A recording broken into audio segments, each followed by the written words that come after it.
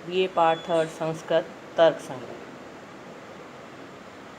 मैं डॉक्टर मनीषा गोदारा, सह आचार्य संस्कृत, राजकीय बांगड़ महाविद्यालय डीडवाना।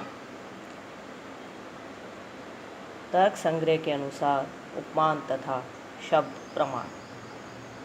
उपमितिकरणम उपमानम संज्ञा संगी संबंध ज्ञानम उपमिति तदकरणम सादृश्य ज्ञानम तथा ही कश्चित् गवय पदार्थम अजानन कुतश्चित् आरण्यके पुरुषात् गो सदृश्यो गवय इति श्रुत्वा वनं गतो वाक्यार्थम स्मरण गो सदृशं पिंडम पश्यति तदनंतरम असौ गवय शब्द वाच्य इति अनुमिति उत्पद्यते। उपमिति के कारण को उपमान कहते हैं। संज्ञा और संगी के संबंध ज्ञान को उपमिति कहते हैं। उपमिति का कारण सादृश्य ज्ञान है। जैसे कोई गवय पद के अर्थ को नहीं जानने वाला पुरुष किसी वन में रहने वाले पुरुष से गाय के सदृश्य गवय है यह सुनकर वन में गया, वहाँ गाय के सदृश्य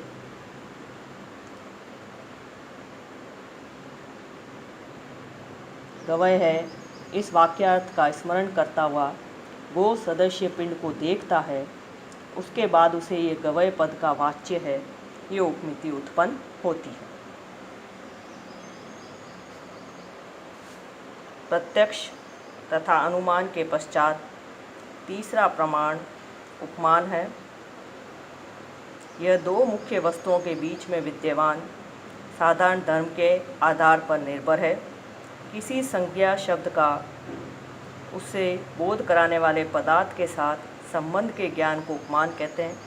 जैसे किसी पुरुष ने गवय अर्थात नील गाय को कभी नहीं देखा, उसको किसी आरण्य के पुरुष ने बताया कि जैसी गाय होती है वैसा ही गवय होता है। इसको सुनने के बाद वह पुरुष जंगल में जाकर गो सदृश एक प्राणी को देखता है और उसके साथ ही यथा गौ तथा गवय इस वाक्य का उसे स्मरण हो आता है। इस प्रकार गो सदृश पिंड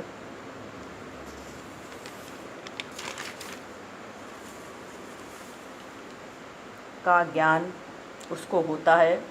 इसी का नाम उपमान प्रमाण है। इस उपमान प्रमाण का फल या उपमिति है संज्ञा संगी संबंध की प्रतीति। गौ के धर्म को गवय में अतिदेश करने वाला यथा गौ तथा गवय, यह वाक्य अतिदेश वाक्य कहलाता है। अतिदेश वाक्यात स्मरण सकृत सादृश्य विशिष्ट पिंड के ज्ञान से पुरुष को यह ज्ञान होता है कि इसी प्राणी का नाम गवय है। यहाँ गो सदृश्य विशिष्ट पिंड संगी है और गवय पद उसकी संज्ञा है। इस प्रकार संज्ञा तथा संगी के संबंध की प्रतीति उपमान प्रमाण का फल है।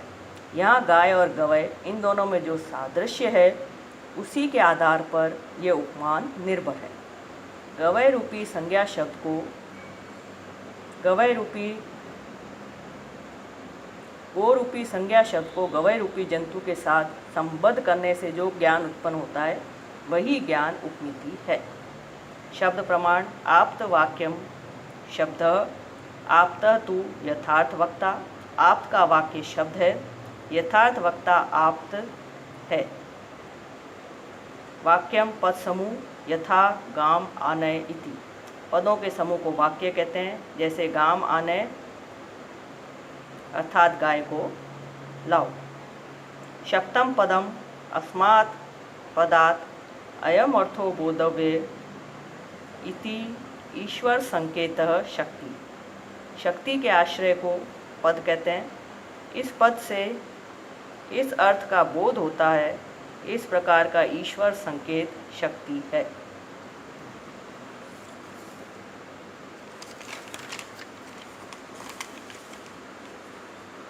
आकांक्षा योग्यता सन्निधिश्च वाक्यार्थ ज्ञाने हेतुः। पदस्य पदांतर व्यतिरेक प्रयुक्त अन्वय अनुभावात्मकम आकांक्षा अर्थबादो योग्यता पदानाम अविलंबेन उच्चारणम सन्निधि तथा च आकांक्षादि रहितं वाक्यम अप्रमाणम यथा गौ अश्व पुरुषो हस्ति इति न प्रमाणम आकांक्षा विरहात् वैनिना सिंचति इति न प्रमाणम योग्य विरहात् प्रहरे, अश्वौ प्रहरे,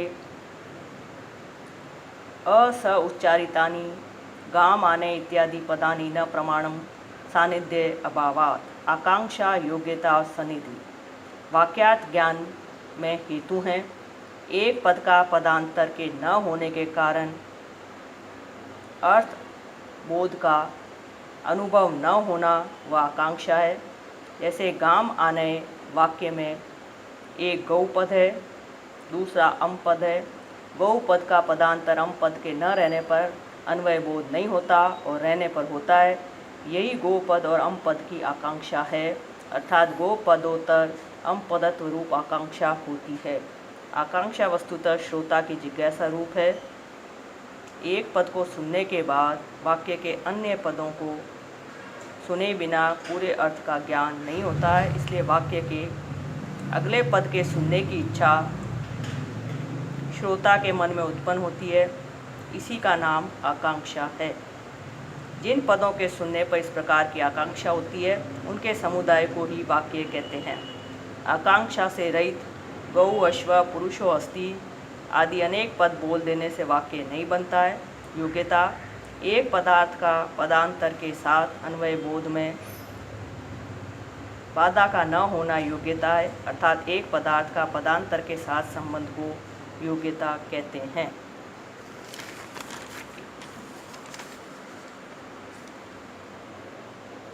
योग्यता पद का अभिप्राय है पदार्थों के परस्पर संबंध में बाधा का अभाव है। जहाँ पदार्थों के परस्पर संबंध में बाधा होती है उस पद समुदाय को वाक्य नहीं कहा जाता है और न उसे वाक्यार्थ बोध होता है। जैसे वहनी न सिंचती, इस पद समुदाय में योग्यता नहीं है, अर्थात अग्नि से सिंचाई नहीं की जा सकती, इसलिए वहनी तथा सिंचन के संबंध में बाधा होने से यहाँ योग्यता का अभाव है। इस कारण इसको वाक्य नहीं कहा जा सकता। सनिधि पदों का अविलंब से उच्चारण ही सनिधि है। यदि एक ही व्यक्ति द्वारा घंटे घंटे बर्बाद पदों का अलग अलग उच्चारण किया जाए तो वे सब मिलकर वाक्य नहीं कहला सकते हैं, क्योंकि उसमें सनिधि नहीं है। इसलिए आकांक्षा, योग्यता और सनिधि से युक्त जो पद समुदाय है वही वाक्य कहलाता है और उसी से वाक्यार्थ का बोध होता है। वाक्यम द्विविधम वैदिकम लौकिकम च। वैदिकम ईश्वर उक्तत्वात् सर्वमेव प्रमाणम, लौकिकम तु आप्त उक्तम प्रमाणम अन्यत् अप्रमाणम। वाक्य दो प्रकार के हैं, एक वैदिक तथा दूसरा लौकिक। समस्त वैदिक वाक्य ईश्वर के वचन होने के कारण प्रमाण है। लौकिक वाक्य आप्त द्वारा उच्चारित होने पर ही प्रमाण है। आप्त द्वारा उच्चारित से भिन्न वाक्य प्रमाण नहीं है। वाक्यार्थ ज्ञानम शाब्द ज्ञानम तत्कर्णम तु शब्दः। वाक्यार्थ ज्ञान ही शाब्द ज्ञान है, उसका करण है शब्द। वाक्यार्थ ज्ञान को ही शब्द ज्ञान कहते हैं और उसका करण है शब्द।